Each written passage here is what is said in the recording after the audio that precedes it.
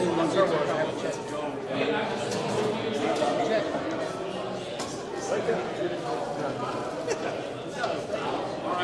choose not to.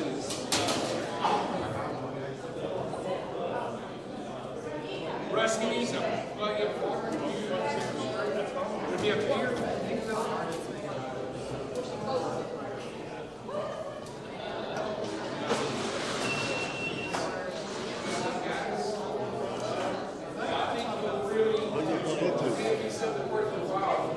Does the tech work in this room? I heard it was put together by someone. There's a HDMI.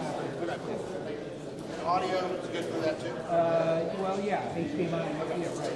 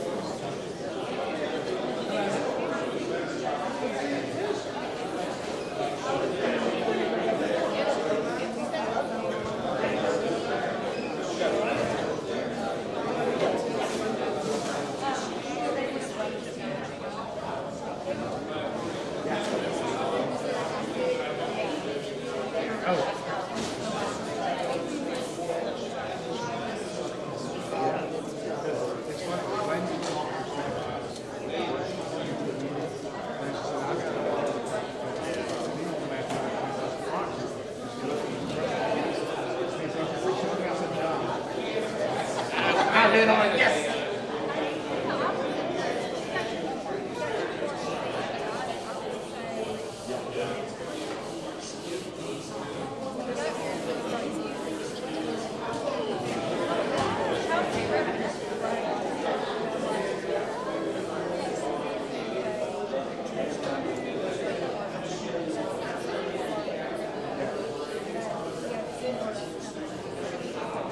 I'd already created last time.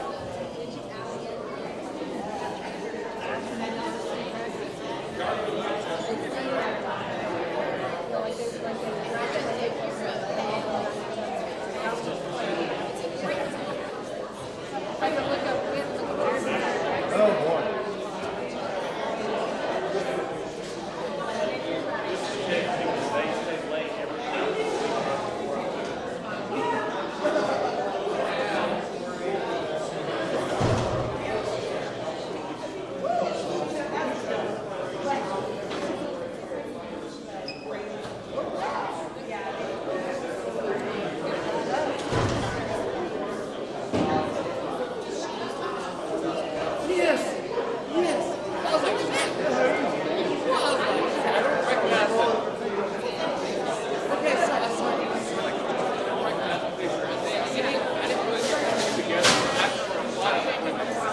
That cannot be the chat I know. That would make me laugh. After like, that tracks. That's bad.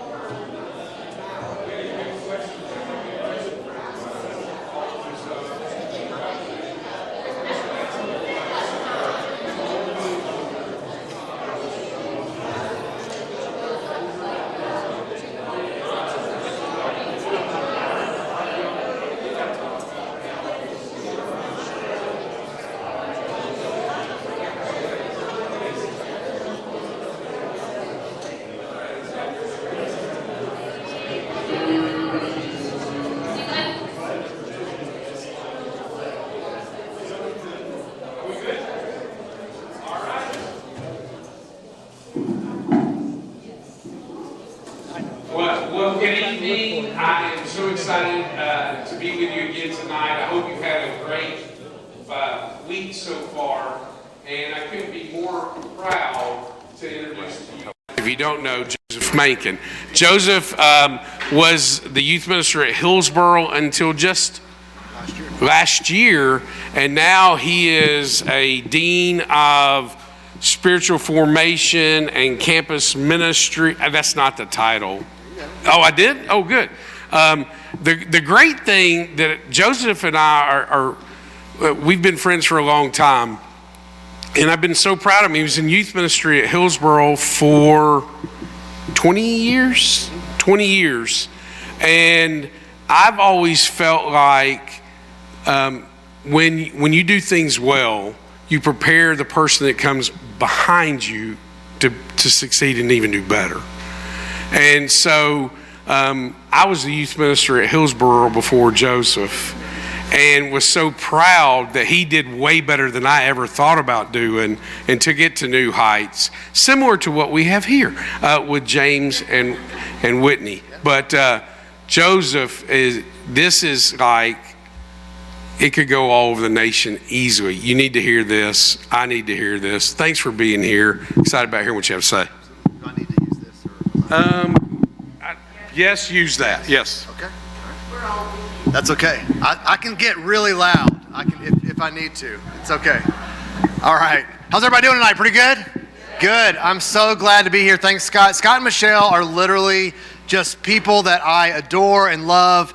They picked Courtney and I up. Courtney's my wife. She's a teacher at Oak Hill School just down the road.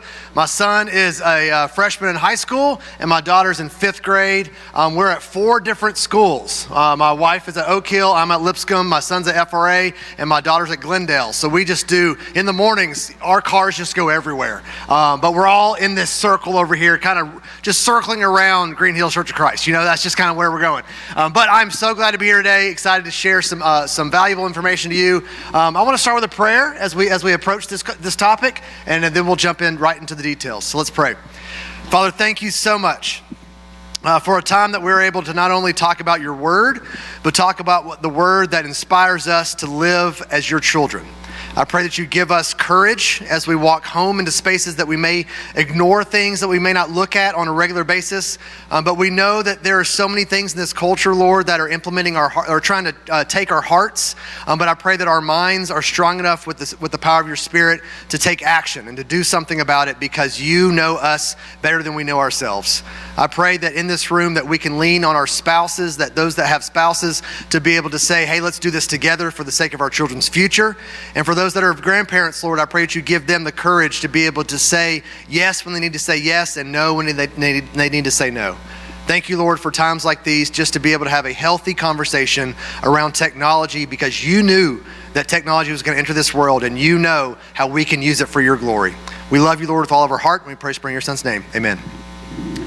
All right, so here's the reality of parenting. I just think that tonight this is kind of be a little bit of a pep talk. How much time do I have, by the way? We normally go until 20 after. 20 after. All right, I'll keep that right here. This is basically a 3-hour seminar that I'm trying to fit into 45 minutes. I just spoke 2 weeks ago in Alabama, and then in 2 more weeks I'll be at Middle Tennessee Christian School in Murfreesboro, my alma mater. But I'm excited to share this information with you, and it's going to be really, really exciting. So check out this video. This is just the reality of parenting in 2026, in my opinion.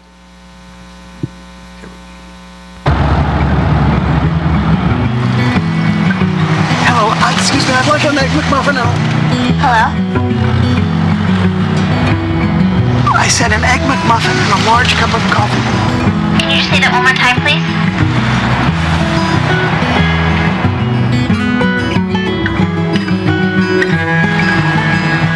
Sir, did you say an egg McMuffin and a large coffee? With cream and sugar, please. How much?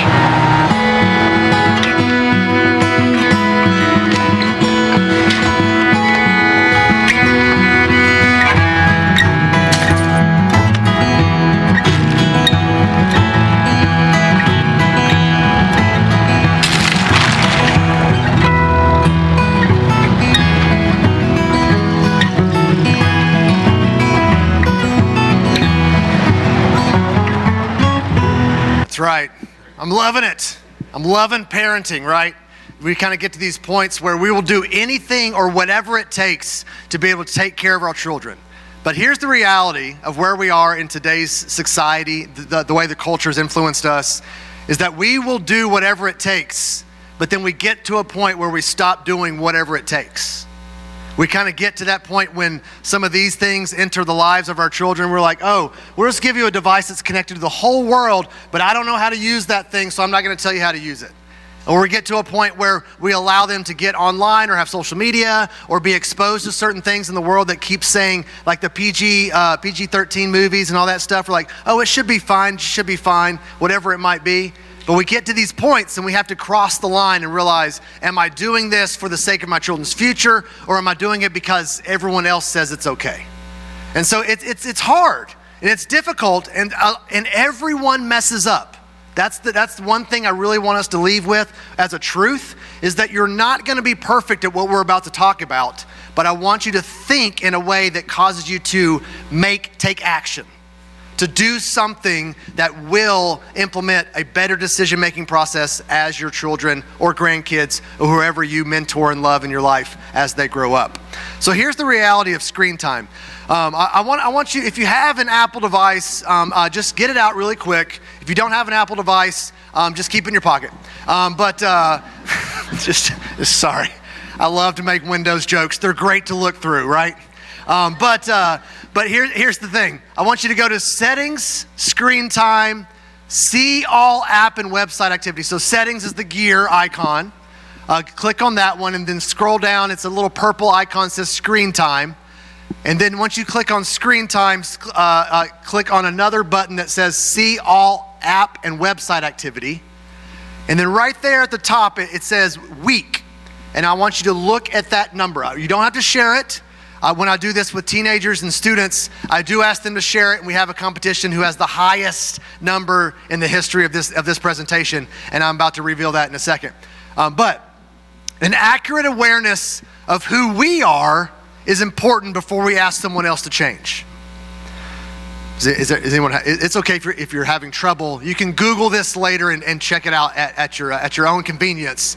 But for those that are able to do it, I just want you to be aware of who you are in your own screen time, because it is a challenge to be able to see this as your own. How many times you've tapped the screen, what you check the most, what app you're in the most, whatever it might be. This is not a guilt moment or a shame moment.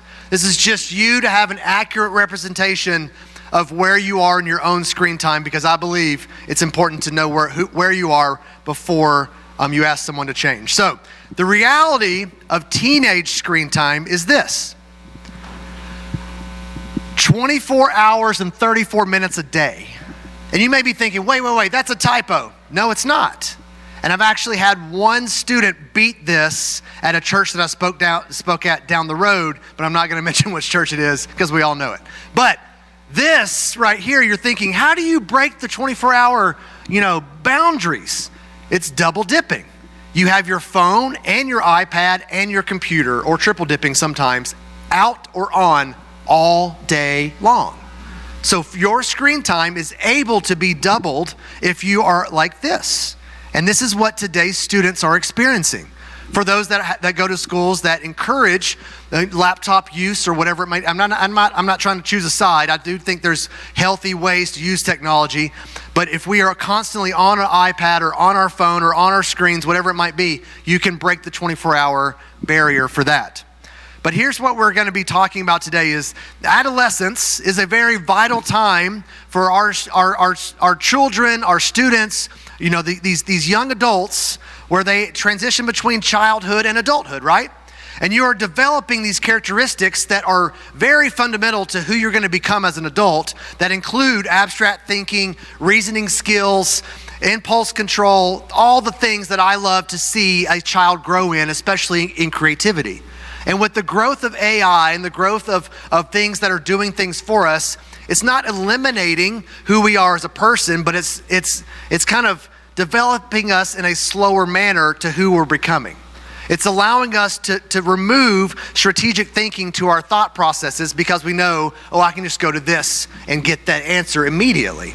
So as these kids grow up to be a teenager, grow up to be young adults, we have to be aware of how they are developing in their adolescent thinking processes, because a teenage brain from 13 to 18 is being influenced socially, emotionally, and spiritually, believe it or not, by these things. So our exposure to YouTube, Instagram, Snapchat, TikTok, Facebook, Twitter, X, or texting and all those things is slowly putting into their brains the way that they are developing cognitive skills and the way that they respond with their yes and their no to the world that they surround themselves with. Most of us in this room, if you're above the age of 50, you know a healthy lifestyle without a screen. For those of us that are in our 30s or late 20s to 40s, that range, you know a life with and without a screen. And we're the last generation, those that are old millennials are the last generation to actually have a healthy perspective of what it means to adopt technology into your life and know the healthy ways to live without it. Because if you think about the oldest generations, it's easy for you to say, man, it was so much better when I was younger. But then for us that are in that born in the 80s, late 70s, early 80s, some of us are thinking, well, I know how it was when it wasn't as saturated, when it was limited. For those of us that might remember, television actually had a time that it turned off. Do you remember this? The national anthem, and it just gave a static screen at the end. And we are living in a society now that we don't even know how to turn these off. There's not even an off, there is an off button, but too many people are like, I don't even know. You have to press and hold? How long do I hold? We ask these questions. And we're living in a world where we just want to have things that are on all the time, because we are oversaturated in trying to learn the next thing, listen to the next podcast, and be the smartest person in the room. Because we think as long as I am connected to whatever's going on in the world all the time, therefore something's going to fall into my brain that I will relay to somebody else and prove that I am smart in that topic. But that's not how we're wired. We're not wired to be connected all the time. We have to have those moments of rest. We have to have the time that we hit pause or turn off and escape from that. When Jesus often withdrew into lonely places to spend time with his Father, we have to follow suit with his example of what that looked like. When he was surrounded by people all the time, he said, hold up. He probably didn't say that, but he said, he walked away just to spend some alone time with God. And if we don't practice that into our habits and our routines, we're going to allow our alone time to be only filled with scrolling. And that can be difficult in our habits. So here's some just brain instructions for us to think about today. It says, therefore, Romans 12, verses 1 through 2.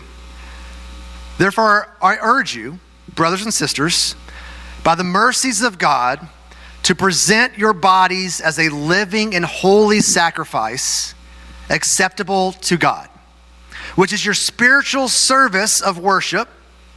And do not conform to this world, but be transformed by the renewing of your mind, so that you may prove what the will of God is, that which is good and acceptable and perfect.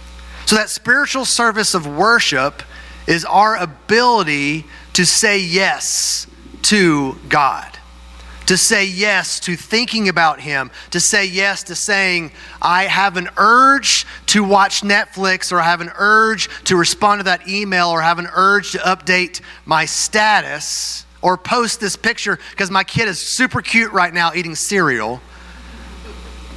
But in those urges, we have to ask ourselves, am I living into a spiritual service of worship in this space that I'm in right now? But also, transforming by the renewing of our mind, we have to unlearn some things. And that's a challenge for all of us, not just one generation. But I think we have to unlearn some things that we have looked at and said, well, this is how we've always done it, therefore we have to do it this way. But when it comes into those abilities that we walk into our life, or those habits that we walk into our life, we have to analyze that and say, how is this transforming my mind to think more closely, or listen more closely, or to look more closely to what God has in store for this space and this place that we're in together today. And that's just, I call it just being in tune with the Spirit. You can't always tune this just right. It's like an old radio tuner. You have static in between, and you can get to the right station. You're like, oh, that sounds clear. Go back just a little bit. For some of us, that's what we have to do. We have to go back just a little bit to say, all right, how do I hear God in these spaces? Is this helping or hurting my ability to hear God? Is this helping or hurting my ability to see what the Spirit is doing in this space that I'm in, or with people? And then is this helping or hurting my relationship with my own kids or grandkids? And that's a tough question to ask. And that's what I think that's what it's important to think about. Has your technology diet strengthened or weakened your relationship with your children or grandchildren? And a diet is intake, right? We consume things with our diet. I just had a really good cookie. That was the last thing I ate. I had some great food here tonight. That was my diet for tonight. But for us, we are allowing these in our television habits, what we listen to in the car, whether or not we allow headphones in the car when we're with our children or grandchildren. Like, all these different things are allowing us to have a habit of our diets. And the more you eat, we become a glutton for these type of things. And we don't really understand that until we've gone too far. And so what I'm here tonight is to help you understand that it is important to have a diet of these type of things. Understand how to do that. So here's just a fun little way to understand what we post versus who we are. You may follow each other on social media accounts, whatever account you have. There's a lot of different ways to post who you are as a person. But what we post is not exactly always who we are, right? I think hopefully you understand that as to be a truth. This is just like a screenshot of my social media post. We got a dog a year and a half ago. I saw a camel. I went to Disney. There's just some things that I like to post about, and it's just snippets of my life. But this is kind of like really who we are. So a few years ago, we had a person at our church at Hillsboro that said, "Hey Joseph, there's this thing going on downtown, and they're reading through the Bible for 24 hours, the whole Bible." And you sign up for a time slot, and you just bring people there, and you just read whatever page the Bible is open to in that moment. So in that moment, I was like, okay. So we grabbed a couple vans, filled them up with some kids, brought them downtown. We're down there. It's cold. I was wearing a jacket, and our students were nervous because it's being live streamed to the world. Little did they know, 7 people were watching. But in that moment, it felt like everyone in the world's watching this. So they're like, "Joseph, we're nervous. I said, "Don't worry. I'll go first. I'll show you how it's done." And this is what I did. For those that know, that don't know, I don't have a master's or a doctorate in Bible, but I have read the Bible. So therefore, this is what I did. Nebuzaradan, the captain of the guard, sent and Nebuzaradan, Rabazaris, and Nergal, Sharazar, Rabmaj, and all the king of... So I didn't know Pokemon was in the Bible. But in that moment, I realized all my students thought I was speaking absolute truth of how to pronounce these names in Jeremiah. And so so I walked off, and I was like, boy, I blew that. And my kids were like, "You did great." I was like, "You have no idea how bad I did in that moment." But the 7 people watching the live stream, they were really back, checking how well I did that. So tonight, I'm just here to give us a pep talk. And I'm here to I'm here to help you know that it's very important that we are obtainers of knowledge when we talk about these type of things. But until you apply that knowledge, it really is useless. The things that we're going to talk about, we're going to unpack here for the next few minutes, I really want you to know that when you leave here, I don't want you to have an amazing note on your phone or amazing note that you're writing down and say, "Look at this, I learned a lot." But until you actually do something about it, it is really useless for you to be in this room. Because it's important to not only practice these things in your own life, but to know that we are responsible for this next generation. They will make their own decisions. They will get to a place where they leave your nest, but that's when we've got to do a great job of saying, I did my best. I helped learn. I may not know everything, but I'm going to do my best to guide them to this. So this is a proverb from the Message, and the only reason I use the Message for this is because of the way it's translated in this, but I really want you to understand it fits what we're talking about. It says, "Dear friend, listen well to my words. Tune your ears to my voice. Keep my message in plain view at all times. Concentrate, learn it by heart. Those who discover these words live. They really live, body and soul. They're bursting with health. Keep vigilant watch over your heart. That's where life starts. Don't talk out of both sides of your mouth. Avoid careless banter, white lies, and gossip. But keep your eyes straight ahead. Ignore all sideshow distractions. Watch your step, and the road will stretch out smooth before you. Look neither right nor left, and leave evil in the dust." I shared this verse to a group of moms. It was a mom's group, and they were just learning how to be the best moms they could be to their kids. And after I shared this verse, we had a lot of moms, and the lights were down. I just said, I just want you to receive this. And we read it again. I'm not going to do it tonight, but we read it again. I said, everyone close your eyes and just listen to these words one more time. And it was an emotional moment. As these moms in this room realized, like, man, how well am I listening to the Word of God, and how well am I concentrating on this? It's hard for me to know that, my kid is throwing, carrots at me right now, and this one smells really bad, and I'm just trying to do the best I can. But then how do I, me as a dad and then them as a mom, how am I bursting with health? Like, what is my health coming from? And am I doing the best I can to ignore those sideshow distractions, those comparison traps that we live in every single day to say, man, they're just doing so much better at being a dad or a mom or a grandma or granddad. And we can't let the devil win those moments, but he will occasionally. But we know that we serve a God that has already won the most ultimate battle in the history of this world. So tonight, I want you to take care of your fingerprint first before you start pointing fingers. Because like I said earlier, you're going to learn a lot, but a lot of times it's so easy to walk out of here and say, and I hope no one's named Sally in here, but I use Sally as a word example a lot of times. But Sally usually walks out and says, man, so-and-so needs to hear that. I wish they were here. That's not what we're here to do.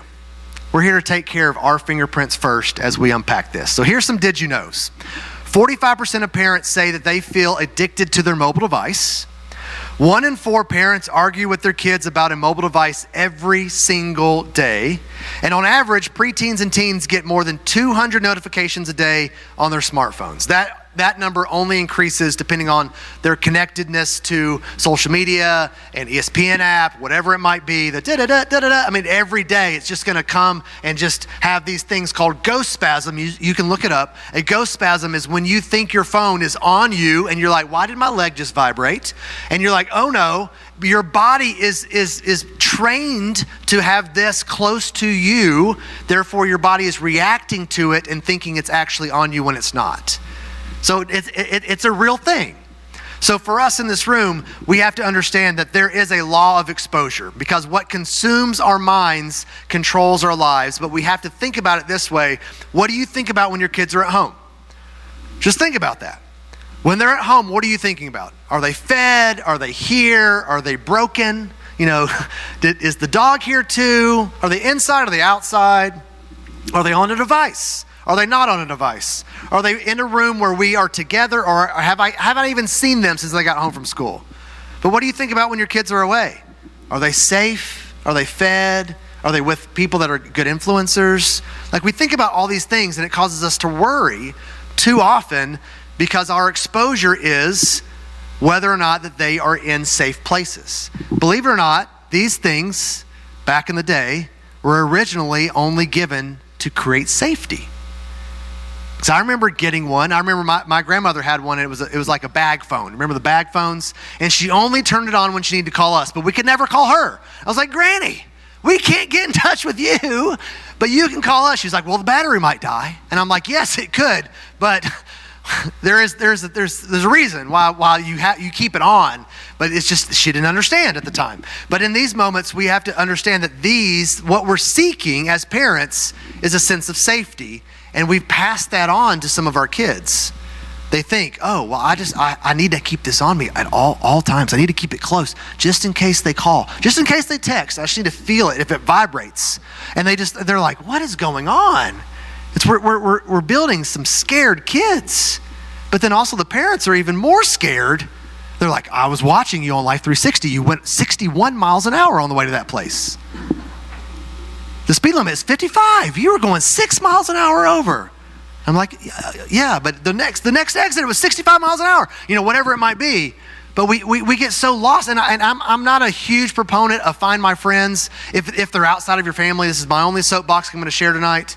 But sometimes we get lost in Find My Friends, like, well, they're lying. They're not there. They're at Publix, whatever it might be. I know where you are. They don't know that I still follow them wherever they go. But I do know where you were last night, whatever that might be. It's such a weird thing. That's just welcome to 2026. All right, so here's just some easy things to know about family times. This is the one screen. If you're welcome to take pictures of anything you want, but I'll send Scott and Michelle my whole slide deck so y'all can have it and do whatever you want to with it. But mealtime is a formal discussion time. It's a time where you're sitting down, you're a teacher in that moment, and you can just sit down and sit with them and say, all right, let's have some family time. We're going to talk about this. Drive time is an informal discussion time. It's a friend. It is not your time to fix all the problems in the world on your way to school or on your way home from school, because your kids, they don't want to talk about that. And if they do, congratulations, you've trained them in a different way. But drive time, informal discussion. Bedtime is an intimate discussion. There's so many times that my wife will say, hey, I'm putting the kids to bed. I'll see you when I'm done. And that might be an hour and a half later, because it's an intimate time for them to say, hey, how are you? They're in a safe place. It's one-on-one time. And they're saying, well, I'm good, but today was pretty hard. And they feel safe in those moments. And that's when you are a counselor to them. Morning time, just be a coach. Today's gonna be a great day. We can do it. Eat your breakfast. It's gonna fuel you for today. I wake my daughter up with 0 words. I walk into her room. I'm not telling you this, you have to do this. I'm just telling you how I do what I do. But I walk into her room. She has a sound machine. I don't know how that happened in her house, but it is. It's there. So she has a sound machine. I turn off the sound machine. I turn on the light to her bathroom. I walk over to her and I hug her. No words. And I rub her back. And then I leave. That's it. She gets ready. My wife, good morning, good morning, good morning. How are you doing? And my daughter's like, ugh. I'm not saying I do anything better. I'm just saying we parent differently, and that's good for your kids. And so when we do this, I am her encouraging words. My wife will always text me because she has to be at school earlier than I take my daughter to school, that 4-school system thing. But for us, when I encourage Coralie, I say, how you doing? You doing okay? Let's get our dog. Our dog's name's Toast. Toast, get in the truck. Let's go. We're gonna go to school today. And we just sit together. Sometimes I'll hold her hand. Sometimes I'll sing a song. Sometimes we'll do something silly together. But it's just being that encouraging person. And my wife will usually text me and say, how was she? And I always say, she was great. But even if she wasn't, I would still tell her if she was bad. But in those moments, I want her to know she was great. So here's what we're going to walk through for these other things. A few things that are important to know before we get into these 4 big items. Parents were never taught, and children are rarely taught, how to live a healthy life with a mobile device. So think about that just for a second. In the 80s, we did a really good job of the DARE program. We got kids off drugs, as far as we know. And we just we did our best to avoid those things, and we all got the T-shirts, right? And we wore them black with red letters to keep kids off drugs. And that was like the big initiative for public school kids. For those that were public school, I was public school, and so in those moments, like we just kind of went through that, like, well, this is what we do, avoid sex and don't do drugs, and that was it. And then now we're like, see how people do everything in the world on these devices. We're like, oh, here you go, safety, right? right? Or I know where you are at all times. And we haven't really understood what we're doing here. It's kind of like how you don't teach kids how to blow out candles until you see a candle for the first time. And so many times in these moments, you don't really look at your kid and say, this is how we blow out a candle. You just give it to them and see what happens. And that's what we're doing with these devices. We are just giving it to them and seeing what happens sometimes. And I think we can do a little bit better job. So this is from Georgie Powell. She is a digital well-being consultant. And she says, kids are digital natives, not digital experts. Parents need to educate and talk to their children about the many risks related to social media and life online, just as they would about dangers in the real world. Just at the thing of, we sit down with our kids and we talk about, well, your last name is the same as my last name. Don't use these words when you're in public or whatever you want to say. That's probably not great advice. But in those moments of growing up, you learn a lot of things as you get older, and sometimes you learn them out of context and not just out of conversation. So for us, I think it's very important to know that it's a responsibility to learn about these dangers, but not just use it as a teaching, sit down and watch my presentation, but to say, hey, you're 12 now. What do you know? What do you think the dangers are? And it's all about asking good questions. It's all about, and here's what I've learned in my 20 years of youth ministry and now campus ministry, is that kids and students are more willing to follow the rules if you let them be a part of the rule making. And some of us, that's really out of character for us. You might be type A, 1 on the Enneagram, like, this is the rules. We're going to follow these rules. This is how we're going to do it. No one can ask any questions. We're just going to do it this way. But for us, we have to look at these children and say, we know, we're knowledgeable enough and smart enough to know the answers, but to sit down with them and say, hey, when do you think an appropriate time would be to have no screen time in our house? And I've done this with my kids, and they've come back to me and said, probably 9 o'clock. And I'm like, let's do 9:30. And they're like, they just think it's the biggest change in the world. And I in my brain, I was thinking 10, but because you said 9, we're going to meet in the middle. That's just how we do that. But when you operate that way, it really helps them say, wow, I got to help make that rule. Therefore, I think I'm going to remember it a little bit more in those spaces. So here's a few things that I want us to unpack just for a few minutes. These are like the big four, and that I just think that we're going to really relate to. But number one, and just before this table right here, y'all are going to know some of these things you're about to see, but most of the people in here will not. But this is just called scrolling emotions. This is my feed from Instagram. You're probably gonna recognize some people. But in this right here, think about this. If I were to come up to you, let's say I go up to Scott and I just say, hey Scott, I just got a new puppy. You're like, oh, that's great, Joseph, thanks, that's so good. And I just found out that my grandfather has to go into the hospital for something that could be cancerous. He's like, oh, I'm so sorry about that. That's really tough news. And then I say, but I just got a new shirt. You're like, oh, wow, that's really awesome. And then the next one's like, and UT just won the national championship. You're like, well, okay, well, that came out of right field, but that's interesting. That's what we're doing. It's called scrolling emotions. We are seeing really deep some emotions that we don't know how to handle and go from highs and lows, highs and lows, highs and lows, highs and lows, just as you double tap like or swipe to the left, swipe to the right, swipe up, swipe down, whatever it might be. We were not designed to intake that rapidly. That's why when people get on a social media account and an hour later they think, why do I feel bad? Why do I feel like I don't have any energy? You just paid the toll.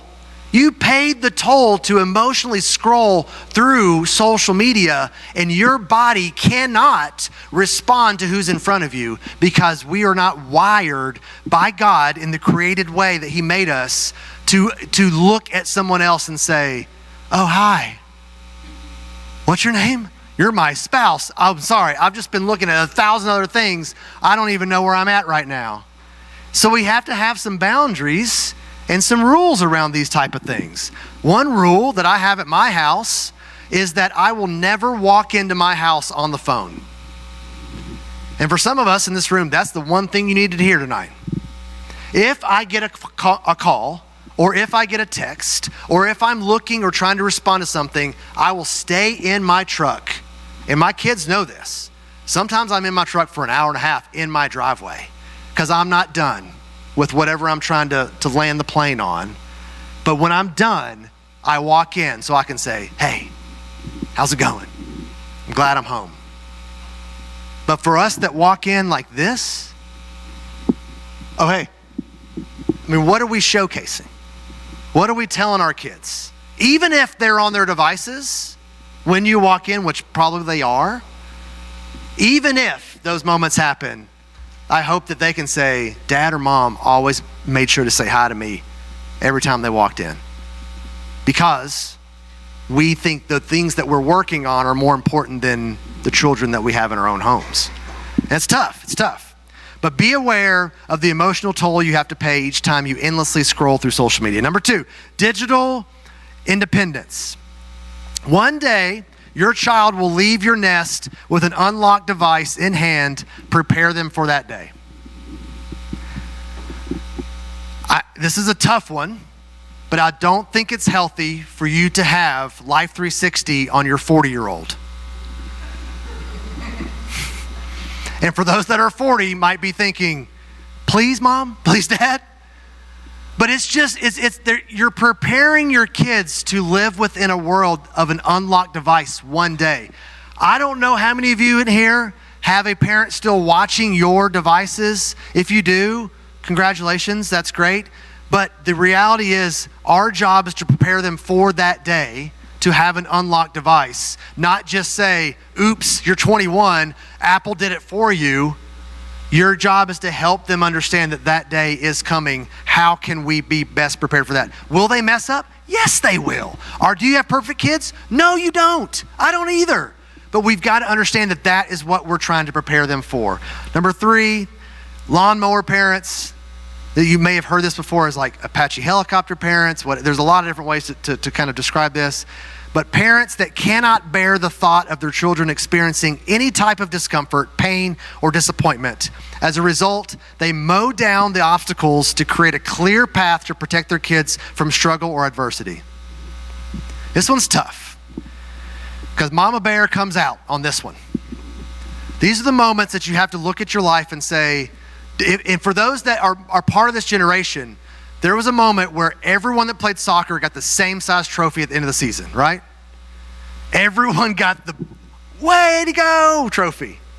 I'm putting that on the shelf. We were in last place. We didn't win a single game. We didn't even have a single goal, and I'm still getting a big old trophy for my shelf at my house to show my grandkids one day that I played soccer, you know?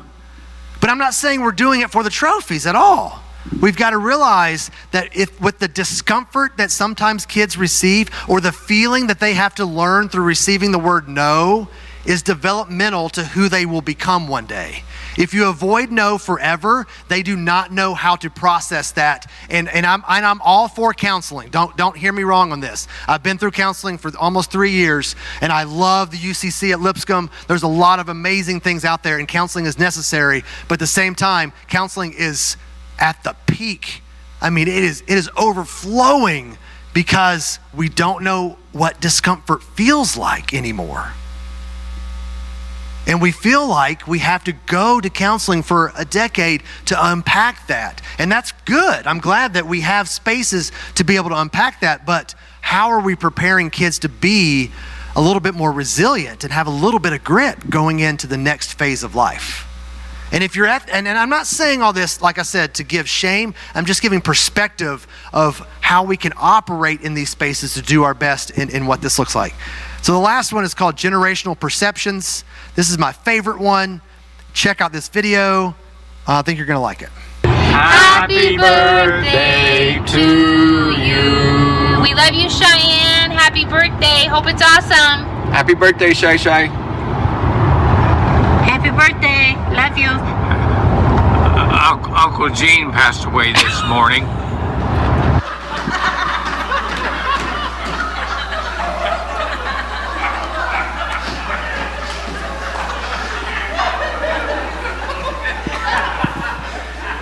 For those that aren't laughing, that's you. So me and my brother's 6 years younger than me, we love this video because this is my mom. I love my mom, but she takes advantage of situations. In this right here, Uncle Gene passed away. We've already said happy birthday 6 times. The message has been displayed. So we've got to reveal something new to the conversation. And unfortunately, it was due to the death of Uncle Gene.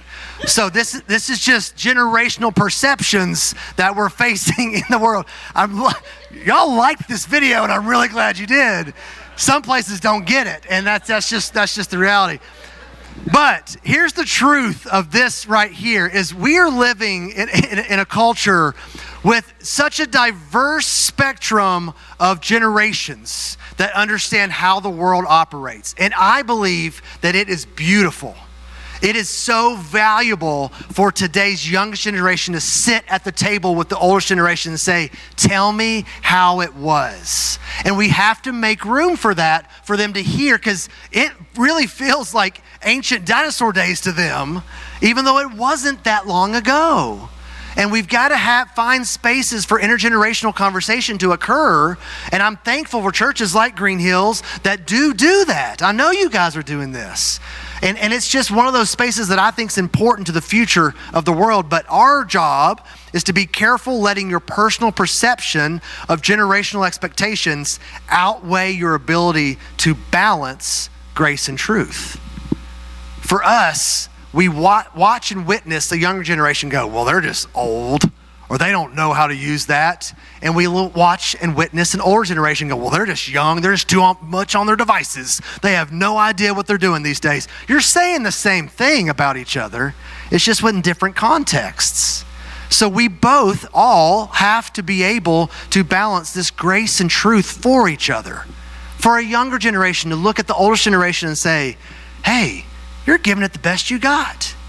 And for the older generation to look at the younger generation and say, you're the most overstimulated generation to ever live in the history of this world. You have been surveyed out the wazoo for all of your life, and you have been in a culture that this world has never, ever seen before. I'm going to give you a little bit of grace with a little bit of truth. And that's how we have to operate through these generational perceptions. So here's just some ABCs. A, be aware. Just like I said earlier, I didn't say this one earlier. 1 Peter 5:8. Be alert and of a sober mind. Your enemy, the devil, prowls around like a roaring lion looking for someone to devour. Be on the lookout. Be on the lookout.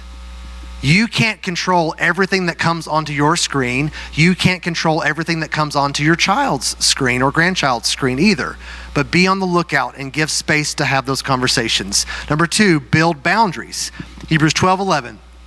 No discipline seems pleasant at the time, but painful. Later on, however, it produces a harvest of righteousness and peace for those who have been trained by it. In these moments, I look at younger parents all the time. They're like, you don't know my kid. They get so mad at me when I take away a screen. Read this verse. It's a little painful to say no. It's a little painful to take off the Oculus and say, let's look at real life just for a second. It's a little painful to say, hey, tonight is a screen-free night at 6 p.m. No one gets their screens, including Dad. And we have to be able to look through that and build a little boundaries in that and whatever for what fits best for your family. And C, calm down. Very early in the morning, while it was still dark, Jesus got up, left the house, and went off to a solitary place where he prayed. When something, not if, but when something comes across your child's screen, or they do something that embarrasses your last name, because when that happens, it will happen. You have to be able to say, I need to go for a walk. I need to go sit down. I need to go to a solitary place and spend some time with my Father before I respond to this, because it's very important not to respond snappy in those moments. You may have had a really, really bad day at work and you haven't taken it out on anybody, but that one thing that your kid does ends up being the result of your bad day.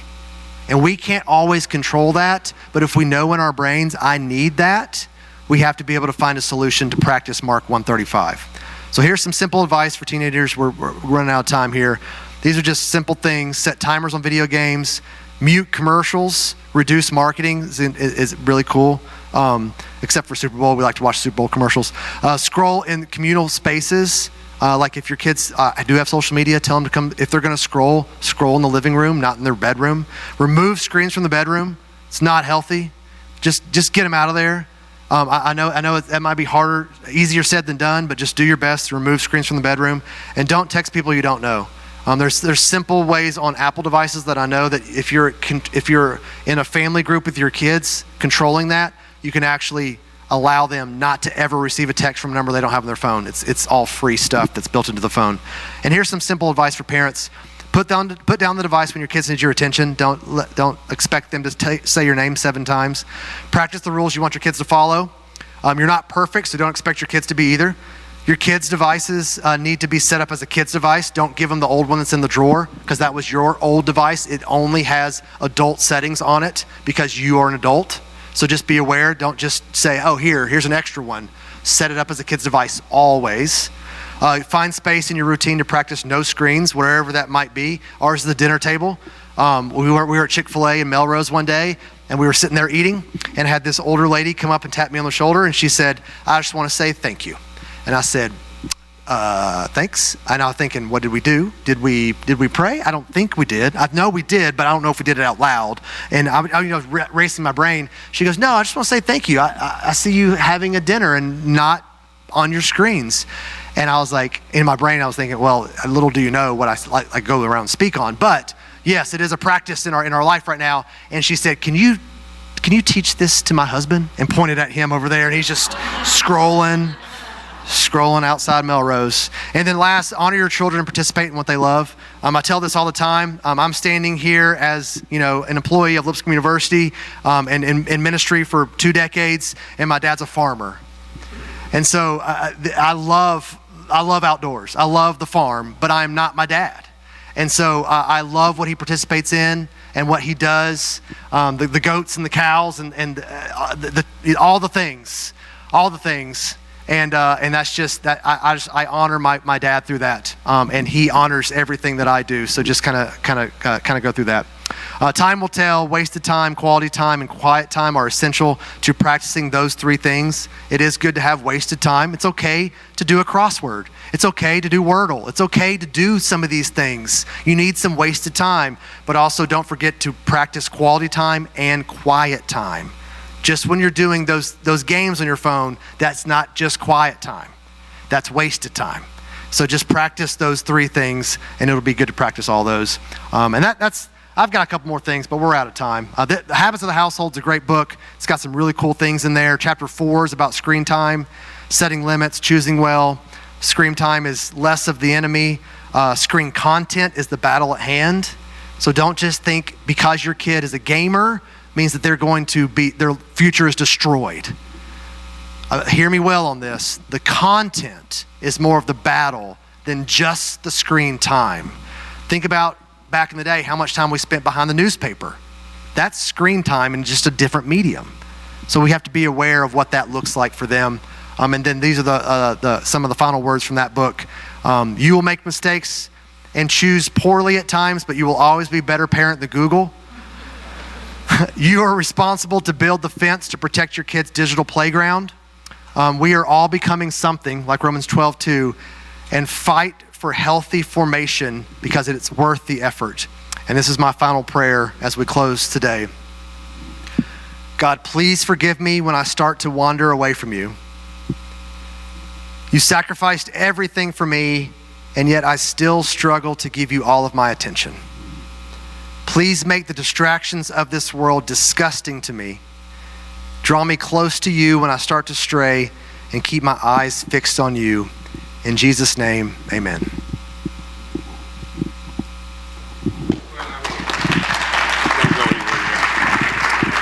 So, Joseph does an incredible job, and you need to know him. He may be one of those contacts that you may need one day. That you're like, there's one person that can help me right now, right? But I want to pick your brain for a minute. And like, we love just having conversation. I think about how quickly things change. You spoke about that a little bit. I remember getting our first cell phone. Palm Trio. Yeah, oh yeah, and the flip, it stayed in my dash, turned off. It was anybody remember that? And I remember having computer labs in college. So we've seen this massive, change, and that change is only sped up. What's next? What do you see? I mean, I know AI is like massive. As a teacher, we deal with that, but what do you see is next? I have a whole section on what's next, and AI is the next. It's already here. Yeah. Autonomous cars are coming. Workerless grocery stores are coming. You can go to the airport in Nashville right now, and there's no one that works in the Amazon Go store. It's like 400 cameras above you, and you just grab stuff and you walk out, and it charges your phone. All these things. The 3D printed food is another thing that they're trying to work on right now. It's substances that can be layered like cheesecake, just little weird things like that. Everything is tracking you. You know this, but everything is tracking you wherever you go. Even when you say things, people are always baffled. Like, I was just thinking about that. Our devices know us. They know what you search. They know your private searches. They know everything about you. And we shouldn't be, as followers of Christ, we shouldn't be baffled by that. Because we serve a Father, a Creator that knows even the numbers of hairs on our heads. So we've got to realize that we're not hiding anything. We should be able to have public accounts to be able to say, I have nothing to hide. But just be aware that everything is being put into an algorithm that's trying to get you to do more of what you're already doing. Politics is a dangerous space when it comes to algorithms. And I need everyone to hear this very clearly. If you have any type of social media and you do anything in politics, it'll drive you to believe what your stance is more and more and more and more and more. And it will show you the things that are opposite of your stance just to get your heart racing.